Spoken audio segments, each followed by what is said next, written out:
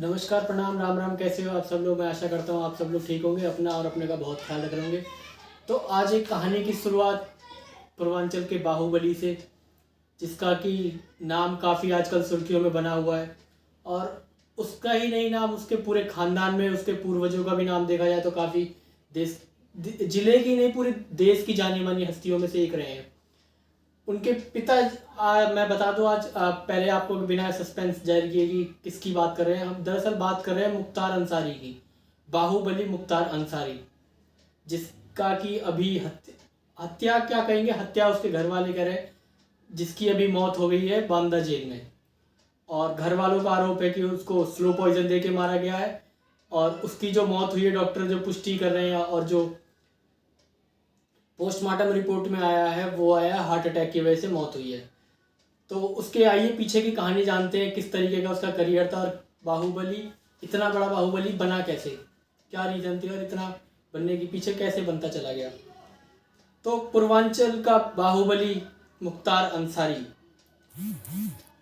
सबसे पहले बता दें कि गांधी जी के साथ उसके दादाजी मुख्तार अहमद अंसारी, चूँकि पीएचडी उन्होंने करी थी तो डॉक्टर मुख्तार अहमद अंसारी कहा जाता था उन्हें। और बता दूं कि मैं 1926 से लेके 1927 तक इंडियन नेशनल कांग्रेस के प्रेसिडेंट भी रहे, जैसे कि राहुल गांधी और खड़गे साहब भी फिलहाल हैं अभी। और उनके नाना की बात करें, जो कि उनके दादा के समधी रखते थे, नौशेरा की लड़ाई में उनका अहम रोल था और उन्हें महावीर चक्र से सम्मानित भी किया गया था। ब्रिगेडियर उस्मान, महावीर चक्र से उन्हें सम्मानित भी किया गया था उस टाइम पे। और उनके पिता की बात करें तो सुभान उल्लाह अंसारी, जो कि वो भी बहुत नामी गिरामी हस्ती थे।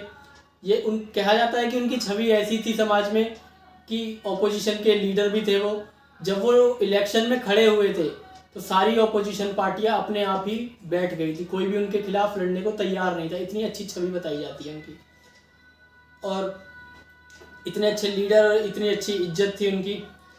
और अब्बास अंसारी, जो कि मुख्तार अंसारी का बेटा है, वो नेशनल खिलाड़ी भी रह चुका है शॉट गन का, नेशनल इंटरनेशनल कई सारे विजेता भी रह चुका है वो कई चीज़ों में, और इंटरनेशनल अवार्ड भी मिला है उसे। बात करें उसकी चाचा की, तो चाचा उसके भारत के उपराष्ट्रपति रह चुके हैं हामिद अंसारी। और उनके चचेरे भाइयों की बात करें तो बड़े भाई उनके चचेरे बड़े जर्नलिस्ट रह चुके हैं, उनके एक बड़े भाई सांसद हैं। तो 1980 का दौर था, वैसे तो 1963 में उसका जन्म हुआ मुख्तार अंसारी का, और 1980 का दौर था जब उसकी तूती बोलनी चालू हुई थी। कहते हैं कि 4 दशकों तक उसकी तूती बोली थी पूर्वांचल में। उसके जितना उसके मतलब बराबर का बाहुबली कोई था नहीं, जो भी था उसे वो सफाया कर देता था। ये भी कहा जाता है कि अगर वो बाहुबली नहीं होता तो आज के टाइम में वो इंडियन क्रिकेट टीम में होता और काफ़ी अच्छी बॉलिंग भी करा रहा था, इसके लिए भी जाना जाता था। तो अच्छा क्रिकेटर कह सकते हैं उसे।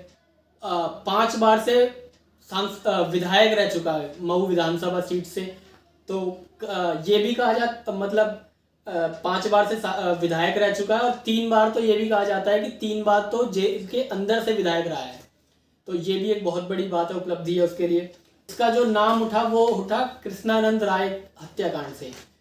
ये कहा जाता है कि गाजीपुर पूर्वांचल की एक सीट है, मऊ गाजीपुर बलिया ये आसपास पड़ती है बनारस के आगे। तो वहाँ से उसका भाई चुनाव लड़ रहा था, उसका बड़ा भाई, वो सांसद भी है। तो उनका गढ़ भी माना जाता है कि मोहम्मदाबाद सीट जो है उनका खानदानी पुश्तैनी गढ़ है। तो वहाँ से कोई आज तक जीता नहीं है। तो उनके खिलाफ बीजेपी ने अपना प्रत्याशी उतारा था 2003 में, 2002 में, माफ़ी चाहूँगा, 2002 में प्रत्याशी उतारा था बीजेपी ने कृष्णानंद राय को, जो कि वो जीत गया। तो ये बात बाहुबली को हजम नहीं हुई, तो उसने उसको निपटाने के लिए सोच लिया। और 5 साल का कार्यकाल होता है उसका सांसद का। तो 3 साल जैसे ही बीते, वो एक अपने गांव के पास में ही क्रिकेट टूर्नामेंट चल रहा था, उसका उद्घाटन करने गया था। और जैसे ही वहां से लौट रहा था वो अपने काफिले के साथ, और कहीं और भी उसे उद्घाटन करने जाना था। तो चूंकि उस पर पहले भी उसे डर था, तो वो अपनी बुलेट प्रूफ टाटा सुमो गाड़ी थी, उसके बाद बुलेट प्रूफ गाड़ी में घूमता था। इत्तेफाक से वो अपनी बुलेट प्रूफ गाड़ी में नहीं होता है और वहाँ से जैसे टूर्नामेंट का उद्घाटन करके आगे बढ़ता है, वैसे ही सामने से एक गाड़ी आती है और पीछे से भी उससे गाड़ी आगे लग जाती है और उसके साथ कृष्णानंद राय और उसके साथ ही 6 और लोग रहते हैं गाड़ी में। उसके बाद उन पे हमला हो जाता है और एक के बाद एक 60 गोली उनके ऊपर मार दी जाती है, मतलब, और AK-47 से हमला किया जाता है, जो कि पूर्वांचल के इतिहास में पहला ऐसा हमला था जो कि AK-47 से किया गया था।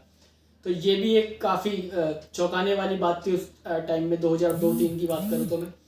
और 7 लोगों को मौत के घाट उतार दिया जाता है, जिसके कि सीधे तार जोड़े जाते हैं मुख्तार अंसारी से, और वहीं से वो काफ़ी ज़्यादा उसका नाम हो जाता है और काफ़ी ज़्यादा कटकाठी उसकी बढ़ जाती है। 29 नवंबर 2005 को कृष्णानंद राय की हत्या हो जाती है, जिसमें कि मुन्ना बजरंगी का नाम आता है, जो कि मुन्ना बजरंगी मुख्तार अंसारी का खास आदमी होता है। उसकी पढ़ाई लिखाई की बात कर, इसकी बदमाशी की, चूँकि इसका परिवार काफ़ी फेमस था, काफ़ी बड़ा परिवार था, और ये इस लाइन में इसका जाने का जो शुरुआत हुई वो कॉलेज की पढ़ाई चालू करता है गाजीपुर से। तो कॉलेज के टाइम में उसका एक मुलाकात होती है साधु सिंह नाम से, चूँकि कॉलेज में भी गैंग वॉर वगैरह चलती रहती है। साधु सिंह से मिलता है, उसके बाद से ही चूँकि अपनी खानदान की विरासत को आगे ले जाने का काम करता है, लेकिन ये दूसरी दिशा में चला जाता है। और साधु सिंह से मिलने के बाद इसका नाम ये बाहुबली गुंडागर्दी लड़ाई झगड़ों में शामिल हो जाता है। और एक बात ये भी कहा जाता है कि मऊ में दंगे होते हैं, जिसमें कि 15 लोग मारे जाते हैं, जिसमें कि 8 हिंदू लोग मारे जाते हैं और 7 जो होते हैं वो मुसलमान लोग मारे जाते हैं। उस टाइम पे धारा 144 लगाई गई थी, कोई भी अपने घर से बाहर नहीं जा सकता था। उस टाइम पे ये भी कहा जाता है कि वो खुली जिप्सी में और खुलेआम वहाँ पे घूम रहा था। तो ये भी कहा गया कि यही करवाने वाला है दंगों के पीछे के, इसी के हाथ है मुख्तार अंसारी के। और हालांकि जांच होती रही और अभी तक ऐसा कुछ सामने नहीं आया कि वो तो ये कहता था कि अगर जांच हो और मेरा नाम सामने आए तो मैं जेल जाने के लिए तैयार हूँ। उस टाइम से उसको पहले बांदा जेल में रखा गया, फिर आगरा जेल भेजा गया, मथुरा जेल भेजा गया, फिर बांदा जेल। और फिर इसके ऊपर एक आरोप लगता है कि पंजाब में एक बिल्डर से ये फिरौती मांगता है 10 करोड़ रुपए की, जिसकी वजह से पंजाब पुलिस इसे अपनी कस्टडी में लेके और रोपड़ जेल में भेज देती है। और रोपड़ जेल में ये कहा जाता है कि ये मतलब साजिश के तहत मतलब ये खुद ही इसका प्लान होता है, उसकी वजह से रोपड़ जेल में जाता है।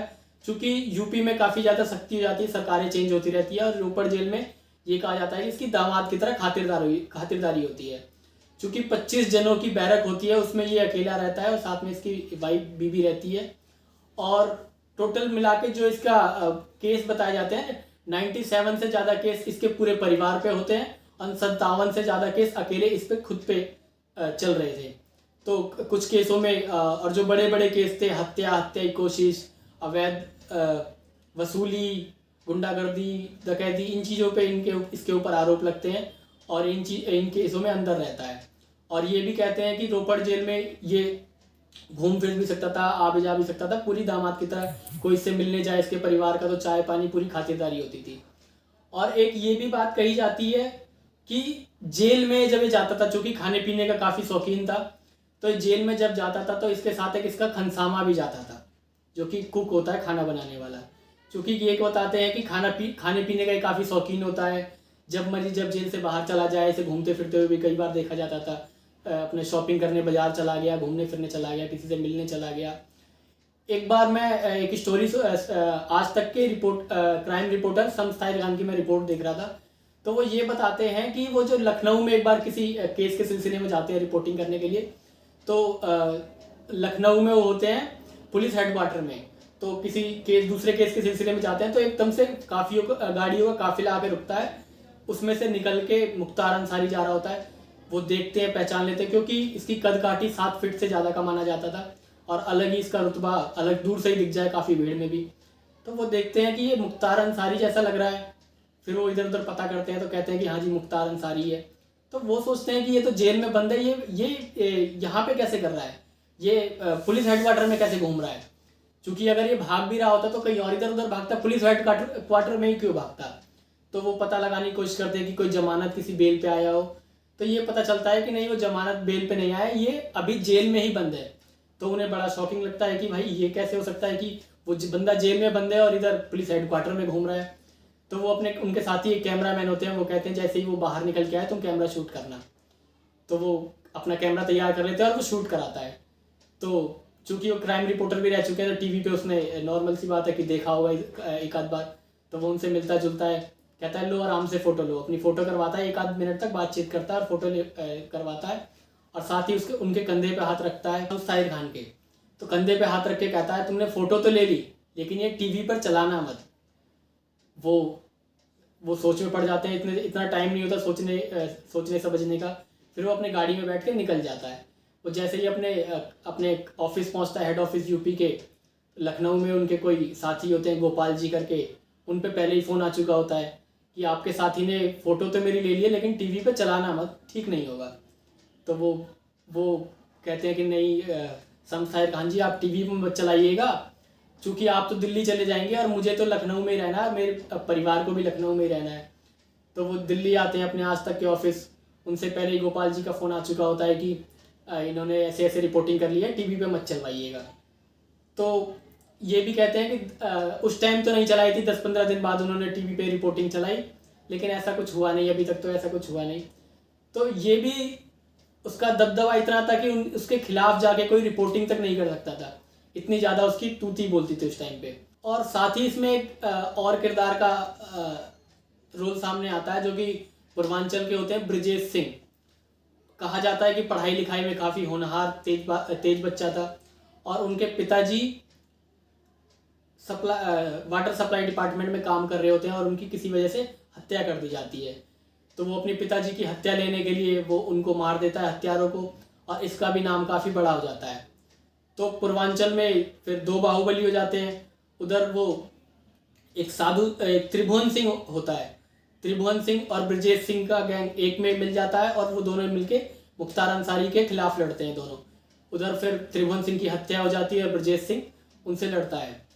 तो एक बार ब्रजेश सिंह हमला करता है मुख्तार अंसारी के काफिले पे। काफ़ी दोनों तरफ से गोलियां चलती हैं, काफ़ी मुख्तार अंसारी को पहले ही खबर लग जाती है। वो दूसरी गाड़ी में होता है और वो धीरे से निकल जाता है और खबर उस टाइम ये फैलती है कि ब्रजेश सिंह की हत्या हो गई इस गोलीबारी में। लेकिन कुछ टाइम बाद ये 2008 में ये बात सामने आती है कि ब्रजेश सिंह की हत्या नहीं हुई है, वो तो उड़ीसा में उसको गिरफ्तार किया जाता है और फिर उसे जेल में बंद कर दिया जाता है और दोनों के बीच काफ़ी गोलीबारी होती है, काफ़ी लोग मारे जाते हैं। दरअसल पूर्वांचल में ठेके को लेके काफ़ी ज़्यादा लड़ाई चलती है, या रेलवे का ठेका हो, या स्क्रैप का ठेका हो, या खनन का ठेका हो, रोड का ठेका हो, इन चीज़ों को लेके काफ़ी ज़्यादा आपस में दोनों गैंगों के बीच में लड़ाई झगड़ा चलता रहता था। तो मुख्तार अंसारी की बांदा जेल में मौत हो गई।